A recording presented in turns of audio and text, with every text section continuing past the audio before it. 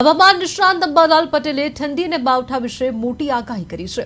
અંબાલાલ પટેલે જણાવ્યું કે હાલમાં ગુજરાતમાં ઠંડીનો અનુભવ થતો નથી, પરંતુ 21 ડિસેમ્બર સુધી વાદળો આવવાની શક્યતા રહેશે। લઘુત્તમ તાપમાનમાં થતો વધારો ઠંડીને ઓછી અનુભવવાનો રહેશે।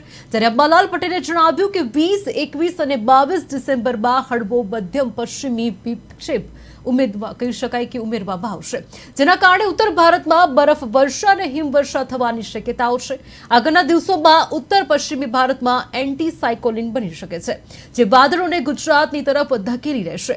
21 ડિસેમ્બર સુધીમાં ગુજરાતમાં વાદળો આવી શકે છે અને 22 ડિસેમ્બર બાદ બરફ વર્ષા અને હિમવર્ષાની અસર થકી ગુજરાતમાં આકરી ઠંડી પડી શકે છે।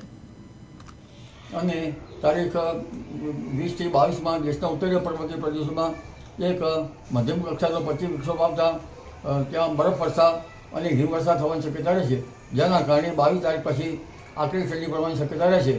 જાન્યુઆરી માસમાં પણ 1-2 હળવા મજબૂત પશ્ચિમ વિક્ષોભ આવતા ગુજરાતના હવામાનમાં પણ રહી શકે અને વાદળવાયુ આવવાની શક્યતા રહેશે। જાન્યુઆરી માસ આ વખતે વધુ ઠંડો રહેવાની શક્યતા રહેશે। ફેબ્રુઆરી માસમાં અને માર્ચ એપ્રિલ માસમાં પણ દેશના ઉત્તરીય પર્વતીય પ્રદેશોમાં પશ્ચિમ વિક્ષોભ આવતા માવઠા થવાની શક્યતા ભિન્ન ભાગોમાં રહે છે।